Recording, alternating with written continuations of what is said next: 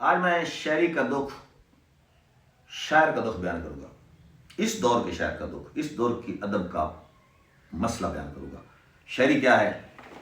شعر کیا ہے، اچھا شعر کیا ہے، اچھی شاعری کیا ہے، اور پھر برا شعر کیا ہے، بری شاعری کیا ہے۔ برے سے مراد ہے کہ وہ شعر، وہ شاعر جو معیار پر پورا نہیں ہوتا، شاعری کے معیار پر پورا ہوتا ہے اور اپنے آپ کو شاعر کہتا ہے، بلکہ سوشل میڈیا کے لونڈے لپاڑے، یہ منصور کا لفظ ہے، وہ اینکر ہے، وہ کہتے ہیں سوشل میڈیا کے لونڈے لپاڑے نے ان کو کچھ شاعروں کو شاعر بنا دیا ہے، حالانکہ وہ شاعروں کی کاپی ہوتے ہیں، یا وہ خیالات کو چوری کر کے یا چربہ ساز ہوتے ہیں، جن کو متشاعر کہا جاتا ہے۔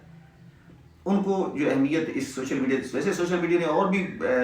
بڑی بڑی خرافات کو اہمیت دی ہے، لیکن جب سے یہ مشاعرہ لوٹنے کا سلسلہ، یہ مشاعرہ کا سلسلہ اور یہ سوشل میڈیا کا سلسلہ شروع ہوا ہے، تو اچھے اچھے شاعروں کے جو ہے اس کی بہت زیادہ ہوئی ہے، ان کے حوصلے کام کیے گئے ہیں، بڑے بڑے نامور شاعر وہ سائڈ پر ہو گئے ہیں، کیونکہ یہ خاص طور پر یہ جو پنجابی، سرائکی، ہند کو چبوچی لہجے کی شاعری ہے، میں اس پر زیادہ بات کروں گا، کیونکہ یہی آج کل سوشل میڈیا پر چھائی ہوئی ہے اور یہی اس وقت اپنی جگہ بنا چکی ہے، میڈیا میں اپنی جگہ بنا چکی ہے۔ تو اس میں ایسا ہوتا ہے، بڑی حیران کن بات ہوتی ہے کہ ایک شاعر، بڑا نامور شاعر، جب کچھ شاعر بیٹھے ہوتے ہیں اسٹیج پر، کچھ وہ لوگ آتے ہیں جو انہی شعروں کا کلام چوری کر کے اس کو تھوڑا سا ٹیڑھا میڑھا کر کے، کافی ردیف کو آگے کر کے اس کی زمین میں شعر کہہ دیتے ہیں اور مشاعرہ پڑھ جاتے ہیں، اپنا چربہ زبانی سے یا اپنے سوشل میڈیا کے نام کی وجہ سے مشاعرہ لوٹ کر چلے جاتے ہیں، اور وہ وہاں پر بیٹھے دیکھتے رہ جاتے ہیں، تو بڑی اس کی حوصلہ شکنی ہوتی ہے، تو پھر بڑا معجوب لگتا ہے، بڑا دکھ ہوتا ہے۔ ایک یہ دکھ ہے مشاعرے کا دکھ۔ اس کے علاوہ اس سے بھی بڑھ کر یہ جو سوشل میڈیا کے لوٹلے پڑھوں نے بعض اوقات میں نے خود دیکھی ہے، ایک پوسٹ ایک بہت بڑے نام کی، نام نہیں بتاؤں گا، اور ایک بالکل چھوٹا نام، میں چھوٹا نام تو نہیں ہے، سوشل میڈیا پہ تو نام تھا، ایک بالکل جس کو میں شاعر نہیں تسلیم کرتا، اس کے مقابلے میں اس کو زیرو تسلیم کرتا ہوں، ان کی دو تصویریں سامنے لگا کر نا بمقابلہ لکھ دیا اور نیچے لکھ دیا کہ ان میں سے آپ کو پسندیدہ شاعر کون ہے۔ یہ اس لونڈے لپاڑے کی ایک جو تھی نا، چلو یہ تو گستاخی ہے، یہ کسی حد تک برداشت کے قابل تھی کہ اس کی عقل کے پیار کی وجہ سے، لیکن اس سے بڑی بات نیچے جو کمنٹس تھے، جب میں نے کمنٹس پڑھے تو یقین کریں مجھے شاعری چھوڑنے کا دل کیا، میرا ارادہ ہوا کہ میں شاعری چھوڑ دوں، کیونکہ اکثریت نے اس بندے کو، جو بندہ شاعر نہ کہلوانے کی حد تک اس کا معیار تھا اور جو ایک بہت بڑا شاعر تھا، اس کو لوگوں نے اتنا پسند نہیں کیا تھا جتنا اس کو پسند کیا تھا جو شاعری تھا۔ اگر اس سے زیادہ تھوڑا سا ضمیر جاگتا تو شاید خودکشی کا ارادہ بھی ایک بار کر لیتا میں، اگر اچھا شاعروں کو اس بات کا پتہ چل جائے، بزرگ شاعروں کو، کہ شاعری ان لوگوں کے ہاتھوں میں آ گئی ہے جو ان کو متشاعر کہا جاتا ہے، ان لوگوں کو متشاعر چربہ ساز ہوتے ہیں، متشاعر کہا جاتا ہے۔ یا بات اگر اس سے بھی اور گری ہوئی بات ہے کہ ٹک ٹاکر جو بالکل مثلا شعروں کا کلام پڑھتے ہیں، شعر اسٹیج پر بیٹھے ہوتے ہیں، مشاعرہ ہو رہا ہوتا ہے اور ٹک ٹاکر کو لگا دیتے ہیں، انہی شعروں کا کلام پڑھ کر وہ اپنا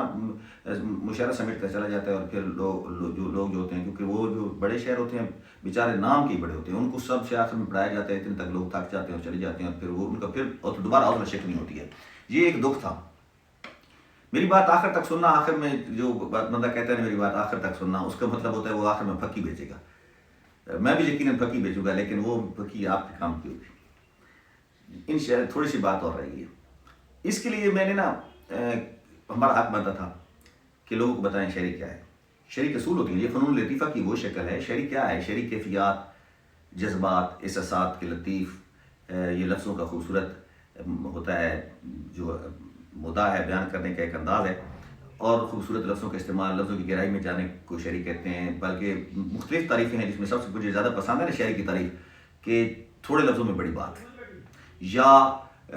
یوں سمجھیں کہ جو ہے نا سادہ لفظوں میں بڑی بات، اس کو شاعری کہتے ہیں۔ لیکن کچھ لوگ جو اس کو چیز کو غلط استعمال کریں، اس کے لیے میں نا مجھے فکر تھی، تو میں نے کوشش کی ہے، یوٹیوب چینل استعمال کر رہا ہوں، تو آج میرے 2500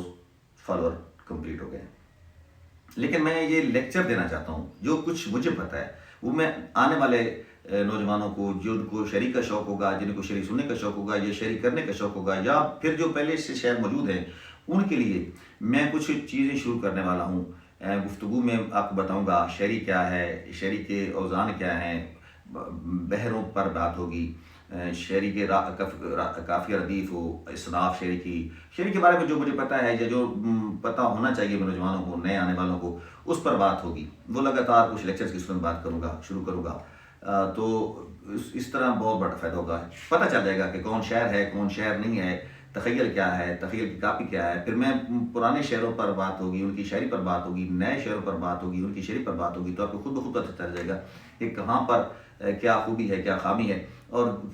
کچھ معاشرے کو پتہ چلے گا۔ یہ ہمارا حق بنتا ہے معاشرے کو بتائیں۔ فنون لطیفہ کی وہ شکل ہے جس میں کچھ قواعد و ضوابط بھی ہوتے ہیں۔ یہ الگ بات ہے، موسیقی ہے کہ وہی فنون لطیفہ ہے، کسی کو زیادہ اچھی لگ رہی ہے تو وہ ٹھیک ہے، کوئی اس کو داد دے رہا ہے۔ جو ہے نا مصوری ہے، تو تصویر خوبصورت ہے، آنکھوں کو بھا گئی ہے، ٹھیک ہے، یا کچھ اور چیزیں ہو سکتی ہیں، فنون لطیفہ ہے، کسی کو ہنسی آ گئی تو ٹھیک ہے، لیکن شاعری یہاں تک نہیں ہے۔ شاعری صرف اسٹیج پر واہ واہ وصول کرنے کا نام نہیں ہے۔ شاعری کے کچھ اوزان ہوتے ہیں، صناخت ہوتی ہیں، قواعد و ضوابط ہوتے ہیں، وہ اس میرٹ پر پورا اترتی ہے تو شاعری ہے۔ ادروائز ایک جھنڈ کو، ایک لوگوں کے ایک گل کو اگر وہ کچھ وقتی طور پر انٹرٹینمنٹ کر دے، خاص طور پر جو شاعری آج کل چل رہی ہے، تو وہ تو معیار سے اتنی گری ہوئی ہوتی ہے کہ جس طرح لوگوں کا پبلک کی جو الٹریٹ لوگوں کا، تھوڑے پڑھے لکھے لوگوں کا معیار ہوتا ہے، اس پر اتر کر مشاعرہ کرنا پڑتا ہے۔ مشاعرے والی شاعری اس لیے معیار سے گری ہوتی ہے، بلکہ اس سے بھی کچھ چیزیں ایسی ہیں جن پر میں بعد میں باتیں کروں گا۔ تو اس کے لیے میں سوچ رہا تھا کہ ذرا تھوڑا سا پلیٹ فارم بڑا ہونا چاہیے۔ ابھی 2500 فالوور ہوئے ہیں، بہت جلدی ہوئے ہیں۔ پہلی تو یہ شکریہ ہے ان لوگوں کا جنہوں نے مجھے فالو کیا ہے، بہت بہت شکریہ۔ لیکن اب مجھے یہ چیز شروع کرنے کے لیے ایک بڑا پلیٹ فارم چاہیے تھا۔ اس پلیٹ فارم کے لیے مجھے 10,000 بھی فالوور بڑے ہیں میرے، تو میں انشاءاللہ جب 10,000 فالوور شروع ہو جائیں گے نا میرے اس یوٹیوب چینل پر، جاوید راز 1 JAVEDRAZ1 جاوید راز 1 پر جب 10,000 فالوور ہو جائیں گے تو میں پہلا لیکچر دوں گا، اور اس طرح انشاءاللہ لگاتار شاعری پر بات ہوتی رہے گی۔ کچھ دن کے وقفے کے بعد ہوگی یا لگاتار ہوگی، یہ